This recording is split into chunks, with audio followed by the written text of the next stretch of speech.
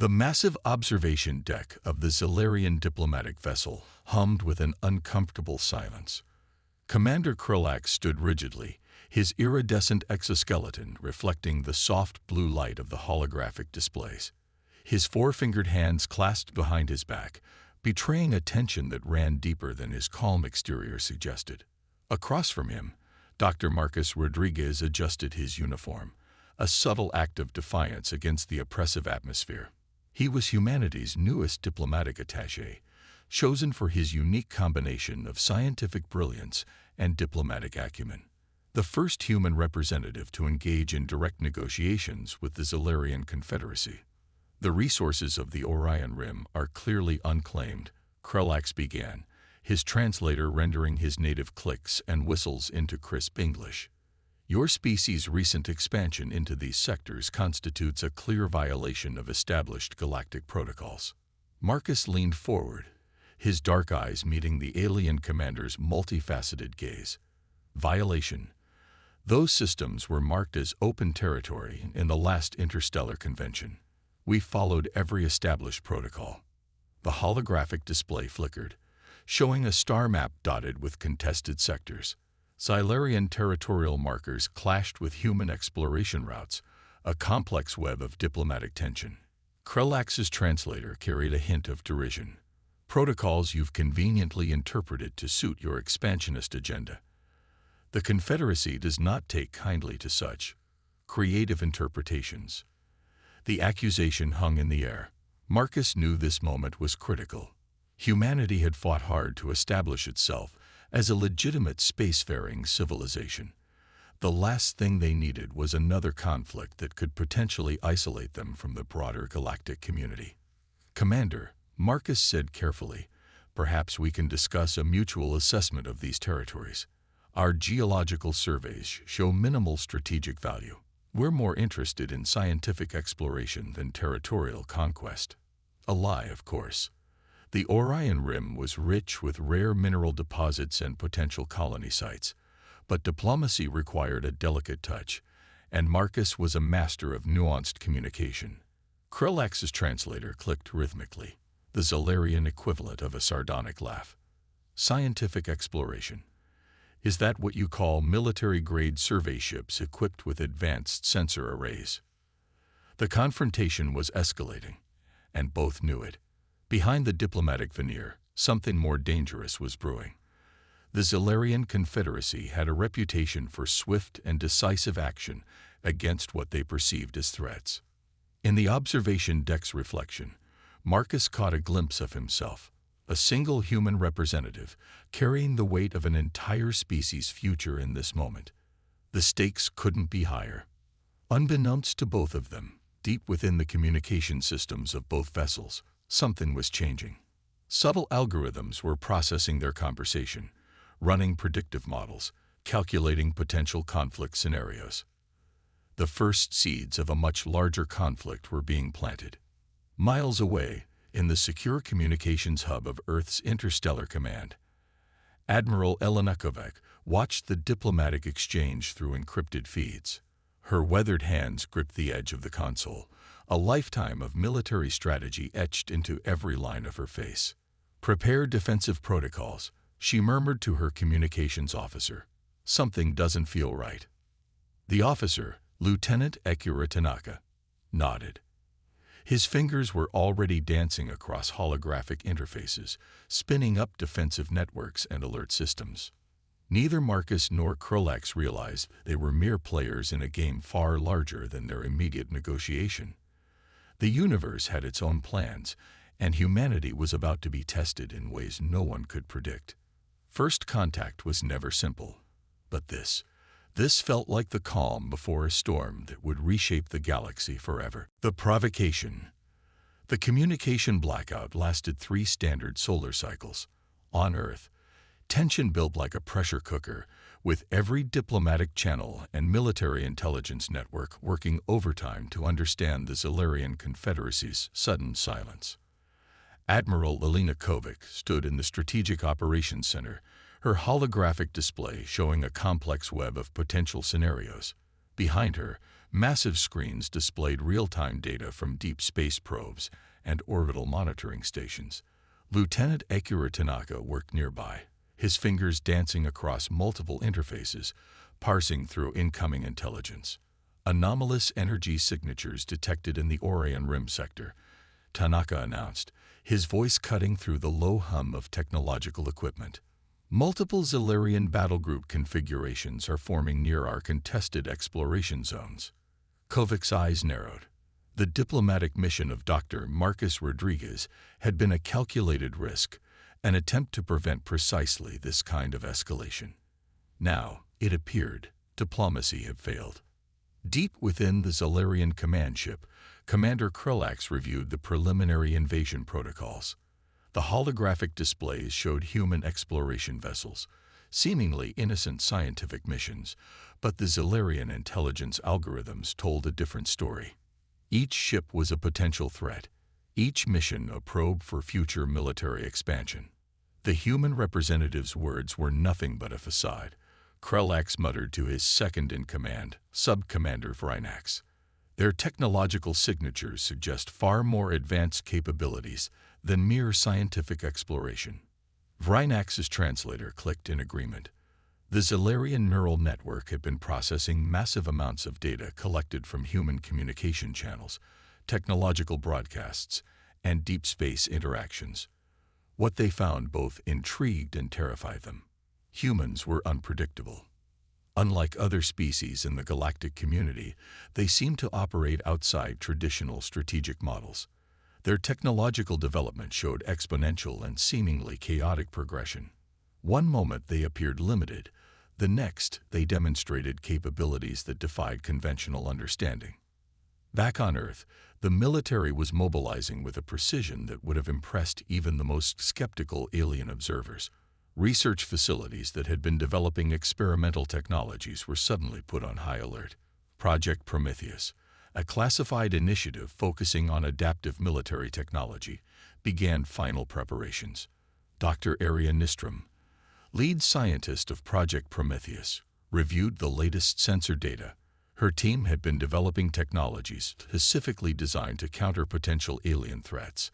Adaptive quantum shielding, non-linear propulsion systems, and AI-driven combat strategies were no longer theoretical concepts, but practical tools of potential survival. "They're trying to provoke us," she told her lead engineer, Dr. Rafael Ortiz. "The energy signatures, the formation of their battle groups, it's a calculated attempt to test our responses." Ortiz nodded, bringing up a holographic display showing potential defensive configurations. "We've been preparing for this scenario. Our adaptive response systems can recalibrate faster than any known alien technology." The first real test was about to begin. In the Orion Rim, a human exploration vessel, the RSS Horizon, detected the first signs of Zellerian military movement. Captain Jamie Rodriguez, no relation to Marcus, began implementing emergency protocols. The ship's AI system, ARI, Advanced Responsive Intelligence Algorithm, began calculating potential escape and combat scenarios. "Multiple hostile contacts," ARI's calm voice announced. "Zellerian battlegroup configuration suggests aggressive intent. Recommended response: evasive maneuvers and immediate notification of interstellar command."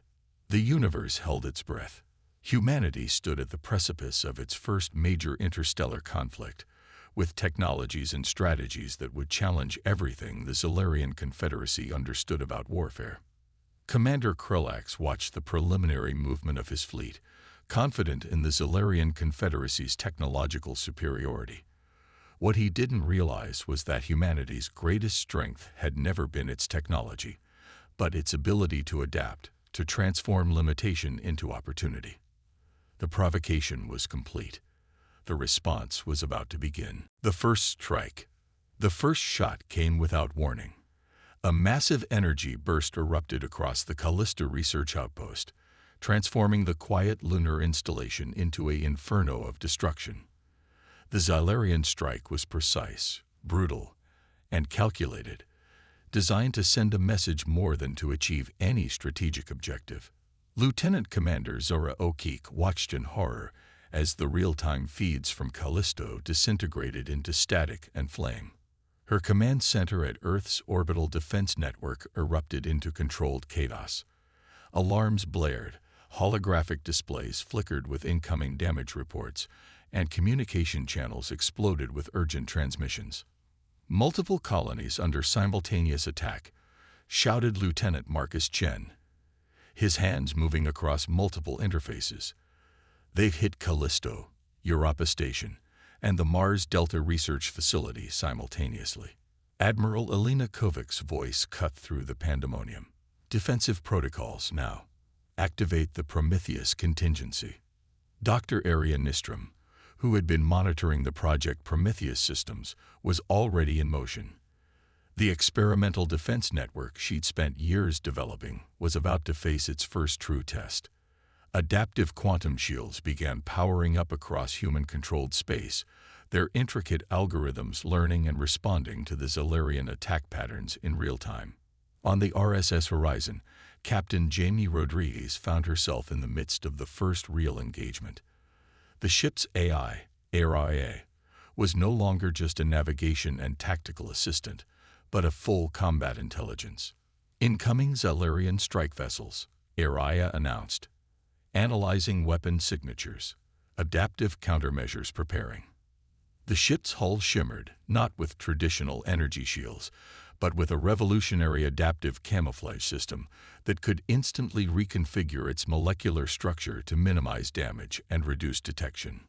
"Full evasive pattern Sigma," Rodriguez commanded. "Let's show them what human technology can do." The Horizon moved with a fluidity that defied traditional space combat doctrines. Where Zalarian vessels moved in predictable geometric patterns, the human ship danced, changing velocity, direction, and energy signature with impossible rapidity. Back on Earth, Project Prometheus revealed its true potential. Experimental weapon systems that had been theoretical just months ago now sprang to life. Quantum entanglement communication networks allowed instantaneous sharing of tactical data. Adaptive AI systems learned from each engagement, rapidly developing counter-strategies faster than any biological intelligence could process. Commander Krulax watched the initial attack unfold from the Zalarian command vessel, his confidence slowly giving way to a growing sense of unease. The human response was nothing like their predictive models had suggested. "They're adapting," Vrynax reported, his translation matrix struggling to convey the complexity of the tactical situation. "Our strike patterns are being neutralized almost as quickly as they're implemented." The Zalarian Confederacy had expected a quick, decisive victory. They had studied human technological capabilities, or so they thought. What they hadn't anticipated was humanity's capacity for rapid innovation under pressure. Dr. Rafael Ortiz in the Prometheus Research Facility was orchestrating a technological symphony. Each Zalarian attack was immediately analyzed, its patterns broken down and countered. Weapon systems that had been theoretical just weeks ago were now being deployed with surgical precision. "We're not just defending," Ortiz muttered to himself, watching the tactical displays. "We're learning." The first human counterstrikes began. They weren't massive fleet movements or overwhelming force. Instead, they were precise, targeted operations that exploited the smallest vulnerabilities in the Zalarian defensive systems. A research outpost on Titan became the epicenter of humanity's first true technological rebellion. Using a combination of quantum hacking techniques and adaptive AI, human technicians began to systematically disrupt Zalarian communication networks. Commander Krulax received the first intimation that this conflict would be nothing like what the Zalarian Confederacy had anticipated. Humanity wasn't just fighting back. They were reimagining the very concept of warfare. Tactical brilliance. The Zalarian command ship hung in the void of space, its massive hull a testament to centuries of technological supremacy. Inside, the mood had shifted from confident aggression to a growing sense of uncertainty. Commander Krulax studied the latest tactical reports, his multifaceted eyes scanning holographic displays that told a story of increasing complexity. Human responses were no longer predictable. Each engagement revealed layers of technological innovation that defy the Confederacy's most advanced predictive models. Dr. Arya Nystrom's Project Prometheus had transformed from a theoretical research initiative to the backbone of humanity's defensive strategy. In a secure facility deep beneath the Andes Mountains, her team worked with a fury of creativity that bordered on inspiration. "Look at this," Dr. Rafael Ortiz said, bringing up a holographic representation of their latest breakthrough. The three-dimensional model showed an adaptive neural network that could reconfigure itself in milliseconds, learning from each encounter with Zellerian technology. On the RSS Horizon, Captain Jamie Rodriguez experienced this innovation firsthand. The ship's AI, Araya, had evolved beyond its original programming. What had begun as an advanced navigation system was now a full combat intelligence that anticipated enemy movements with uncanny precision. "Incoming Zellerian battle group," Araya announced. "Detecting predictive attack patterns. Recommended response: quantum displacement and frequency modulation." The ship seemed to shimmer, its molecular structure momentarily becoming translucent before resolving into a new position. Zellerian targeting systems, designed to track even the most advanced vessels, found themselves locked onto empty space. Lieutenant Commander Zara O'Keefe coordinated the broader defense from Earth's orbital command center. Her team had developed a revolutionary communication network that used quantum entanglement, allowing instantaneous sharing of tactical data across human-controlled space. "We're not just defending," O'Keefe muttered to her second-in-command. "We're learning, adapting, evolving." The true brilliance of human resistance wasn't in overwhelming force, but in rapid innovation.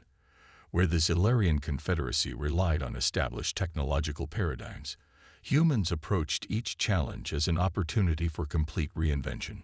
On Titan, a small research team led by Dr. Elena Rodriguez, no relation to Marcus, had developed a breakthrough in quantum hacking. Their system could infiltrate Zellerian communication networks, not just intercepting messages, but subtly manipulating them. "It's like speaking their language," Elena explained to her team, "but constantly changing the grammar and syntax so they can never fully understand us." The Zellerian command ship received increasingly fragmented and contradictory intelligence. Attack coordinates would shift mysteriously. Communication channels would suddenly become garbled. Their once precise military machine was being transformed into a confused and ineffective apparatus. Commander Krulax felt the first true stirrings of doubt. Sub-Commander Vrynax reported another failed engagement, another human vessel that seemed to dance between reality and possibility. "They're not just fighting," Vrynax said, his translator conveying a mix of frustration and grudging respect. "They're reimagining the very concept of warfare." Project Prometheus revealed its most audacious innovation yet. A network of adaptive satellites deployed around human-controlled space began to generate complex electromagnetic fields. These weren't simple defensive shields, but dynamic systems that could absorb, redirect, and ultimately neutralize Zellerian weapons. Captain Rodriguez watched in awe as the Horizon navigated through what should have been an impossible engagement. "Araya," she asked, "are we winning?" The AS response was characteristically precise. "We are transforming the definition of victory." The Zellerian Confederacy had made a critical mistake.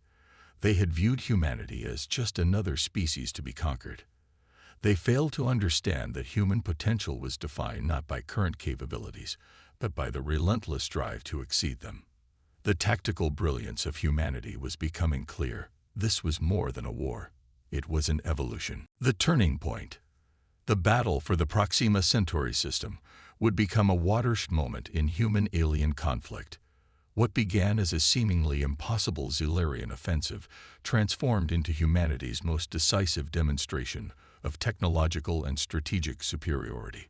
Admiral Elena Kovic stood on the bridge of the U.S. Defiance, her weathered hands gripping the command console. The holographic displays around her showed a complex tapestry of tactical information, each pixel representing thousands of lives. Countless strategic calculations and the culmination of humanity's most advanced defensive technologies. Incoming primary assault wave, Lieutenant Akira Tanaka announced, his fingers dancing across multiple interfaces. Xylarian battle groups approaching from sectors Alpha and Gamma. The Xylarian Confederacy had committed nearly half of their remaining strategic fleet to this engagement. Commander Krulax viewed it as the moment that would break human resistance. What he didn't realize was that he was walking into a trap decades in the making.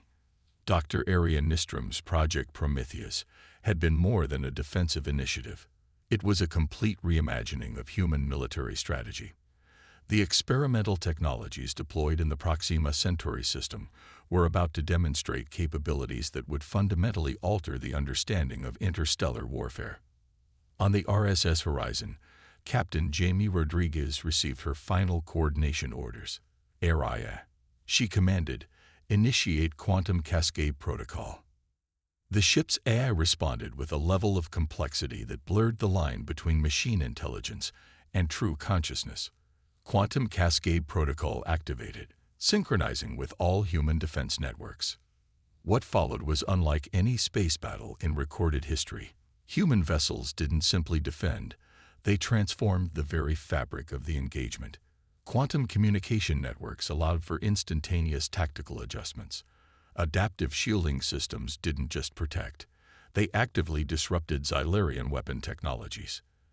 Dr. Rafael Ortiz watched from the Prometheus Control Center, his team managing a technological symphony of unprecedented complexity.